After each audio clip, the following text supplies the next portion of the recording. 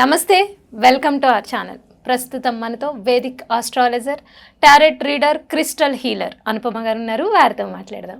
నమస్తే అండి. నమస్తే ఫణి గారు. అనుపమ గారు, మొన్న మనం లాస్ట్ ఎపిసోడ్లో అసలు చక్రాస్ అంటే ఏంటి అనేది ఒక బ్రీఫ్ ఇన్ఫర్మేషన్ ఇచ్చారు మీరు కదా.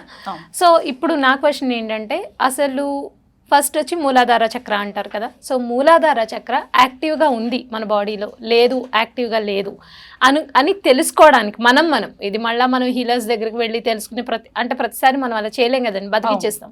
సో కాబట్టి ఇప్పుడు నాకు అనిపించింది, అసలు నా బాడీలో చక్రాస్ అన్నీ ఎలా ఉన్నాయి అబ్బా అని ఒక డౌట్ వచ్చింది అనుకోండి.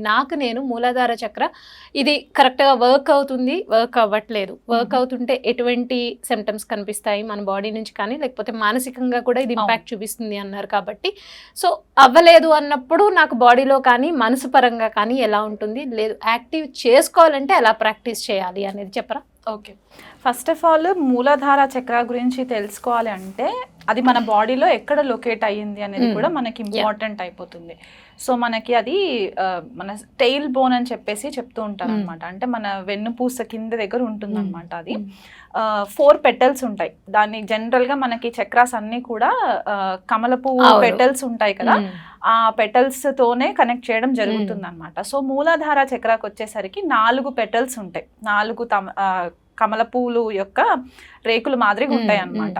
సో ఇది రెడ్ కలర్ లో ఉంటుంది మూలాధార చక్ర. జనరల్ గా అన్ని చక్రాస్ 7 చక్రాస్ కూడా మనకి ఫిజిక్స్ మనం చదువుకుని ఉంటే కనుక లైట్ స్పెక్ట్రమ్ కాన్సెప్ట్ మనం చదువుకుంటే విబ్జిఆర్ అని చెప్పి కలర్స్ ఉంటాయి, violet, blue, IndiGo, green, yellow అలా. సో ఇలా మూలాధార చక్రకు వచ్చేసరికి ఏంటి అంటే రెడ్ కలర్ లో ఉంటుంది. ఈ చక్ర యొక్క మెయిన్ సిగ్నిఫికెన్స్ ఏంటి అంటే స్టెబిలిటీ అండి. చాలా మందికి స్టేబుల్గా ఉండము మనము, అండ్ మనకి స్టెబిలిటీ లేనప్పుడు ఏంటంటే కన్ఫ్యూజన్లో ఉంటాము, కాన్ఫిడెంట్గా ఉండము, అసలు ఏం చేస్తున్నామో ఒక పరిజ్ఞానం లేకుండా డిస్టర్బ్ అయిపోయి ఉంటాం. సో ఈ మూలాధార చక్రకు వచ్చేసరికి ఏంటంటే మనకి జ్యోతిష ప్రకారం చూసుకుంటే అంటే చక్రాస్ని మనం ప్రతిదీ కూడా ఆస్ట్రాలజికల్గా కూడా కనెక్ట్ చేయడానికి ఉంటుంది అనమాట. సో ఈ చక్ర స్టెబిలిటీకి రిప్రజెంట్ చేస్తుంది అండ్ బేస్ లెవెల్లో ఉంటుంది మనకి. దీని ఇంగ్లీష్లో రూట్ చక్ర అంటారు, బేస్ చక్ర అని కూడా అంటారు. గ్రహం వచ్చేసి శనితో కనెక్ట్ చేస్తారు. అంటే కొంతమందికి డౌట్ రావచ్చు ఏంటంటే ఎరుపు రంగుతో కనెక్ట్ చేస్తున్నాం కదా, మార్స్ కూడా అనొచ్చు కదా, కుజగ్రహం కూడా అనొచ్చు కదా అని అంటారు.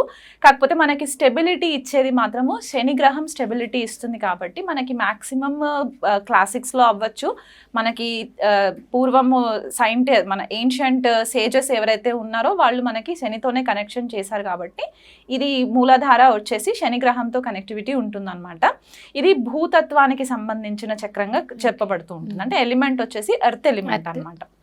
సో మనకి లైఫ్లో స్టెబిలిటీ ఉండడానికి, మనం ఏ పని చేసినా సరే కాన్ఫిడెంట్గా చేయడానికి అనేది మనకి చాలా రిప్రజెంట్ అవుతుంది. అయితే ఇప్పుడు మీరు అడిగిన ప్రశ్న ఏంటంటే ఇది బ్లాక్డ్ ఉంటే ఎలా ఉంటుంది, అన్బ్లాక్డ్ అయితే ఉంటే మెయిన్గా ఫస్ట్ ఆఫ్ ఆల్ ఇక్కడ ఏమవుతుందంటే చక్రాస్ ప్రాపర్ బ్యాలెన్స్డ్గా ఉండాలి. కొంతమందికి ఏంటంటే ఓవర్గా ఇదైపోయినా కూడా ప్రాబ్లమ్స్ వచ్చేస్తుంటాయి, అది కూడా ఉంటుంది. అందుకే ఒక ప్రాపర్ బ్యాలెన్స్ అనమాట. ఇప్పుడు మనం తరాజు చూసుకుంటే ఎలా అయితే బ్యాలెన్స్ ఉంటుందో అట్లాగే అనమాట ఇది కూడా. సో ఇది యాక్టివ్ ఉండాలి, ఫస్ట్ ఆఫ్ ఆల్ ఓపెన్ ఉండాలి, and at the same time active ఉండాలి, బ్యాలెన్స్డ్ ఉండాలి మళ్ళీ. సో బ్యాలెన్స్డ్ ఒకవేళ చక్ర ఉంటే కనుక వీళ్ళకి ఫైనాన్షియల్గా అంటే ఆర్థికంగా ఇబ్బందులు లేకపోవడము, రిలేషన్షిప్లో కూడా ఎటువంటి ఇబ్బందులు లేకపోవడము, మానసికంగా కూడా చాలా స్ట్రాంగ్గా ఉండడము, కాన్ఫిడెంట్గా ఉండడం అనేది మూలాధార చక్ర ఉంటుంది. అదే అన్బ్లాక్డ్ ఉండి లేకపోతే ఇంబ్యాలెన్స్డ్ ఉన్నా అంటే ఓవర్గా ఎక్కువ ఉన్నా కూడా ఏంటంటే వీళ్ళకి కంట్రోలింగ్ ఎక్కువ అయిపోతుంది.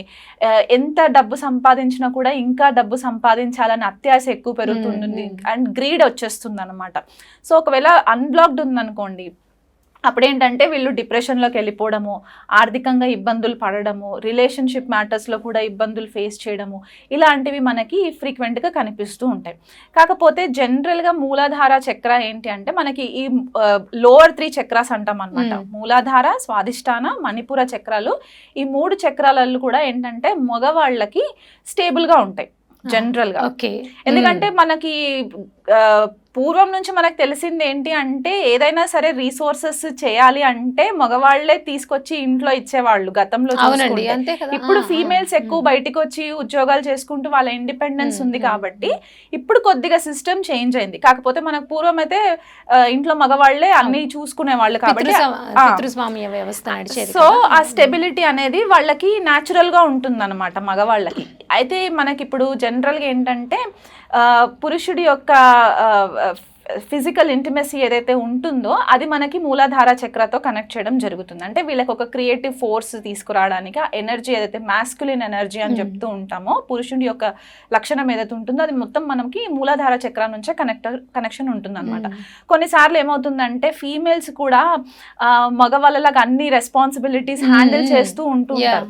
సో వాళ్ళకి అక్కడ ఓవర్ గా ప్రొడ్యూస్ అవ్వడం కూడా ఉంటుంది అనమాట. అంటే వాళ్ళ సిచ్యువేషన్స్ ని బట్టి వాళ్ళు అలా మారడం జరుగుతూ ఉంటుంది కాబట్టి. సో ఎప్పుడైనా సరే ఈ ఎనర్జీస్ ని బ్యాలెన్స్ చేసుకుంటూ వెళ్తే మనకి ఇబ్బంది లేకుండా ఉంటుంది. ఒకవేళ ఇది మనకి నార్మల్ గా ఫైనాన్షియల్ ఇన్స్టెబిలిటీస్ ఇవన్నీ రావడము బ్లాకేజెస్ ఉంటాయి అని చెప్పుకున్నాం కదా. ఫిజికల్ గా కూడా కొద్దిగా దెబ్బతీసే ఛాన్సెస్ ఉంటాయి. ఫిజికల్ అంటే మన హెల్త్ విషయంలో ఎట్లాంటి ప్రాబ్లమ్స్ వస్తాయంటే సయాటికా ప్రాబ్లమ్స్ రావడము, మనకి మోకాళ్ళ నొప్పులు రావడము, నీ పెయిన్స్. అండ్ ఎందుకంటే మనము ప్రాపర్ గా స్టేబుల్ గా నిల్చోవాలన్నా కూడా మనం కాళ్ళపైన ఎక్కువ ప్రెషర్ పెడతాం కాబట్టి ఈ అరికాళ్ళల్లో ఇబ్బందులు రావడము, అరికాళ్ళు పగలడము, ఇవన్నీ కూడా మూలాధార ఇంబ్యాలెన్స్ ఉన్నప్పుడు వచ్చే ప్రాబ్లమ్స్ ఉంటాయి. డిప్రెషన్లోకి వెళ్ళిపోవడము, నాకు ఇంకా ఏది లేదు, నాకు ఏ సోర్స్ కనిపించట్లేదు, నేను ఏం చేయలేకపోతున్నానని వాళ్ళకి ఒక కాన్ఫిడెన్స్ లేకపోవడము, స్టేబుల్గా ఉండకపోవడము, ఇవన్నీ జరుగుతూ ఉంటాయి.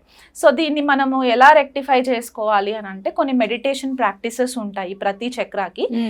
ఈ పర్టిక్యులర్ సౌండ్ని మెడిటేషన్ ప్రాక్టీస్ చేసేటప్పుడు కనీసం ఒక 21 days వాళ్ళ మూలాధార చక్రాన్ని ఇమాజిన్ చేసుకుంటూ ఏదైనా రెడ్ కలర్ ఆకారంని ఇమాజిన్ చేసుకుంటూ గనక వీళ్ళు 21 days స్ట్రైట్ గా ఒకటే చక్రం పైన ఫోకస్ చేయాలి. మళ్ళీ అక్కడ డిస్టర్బెన్స్ లేకుండా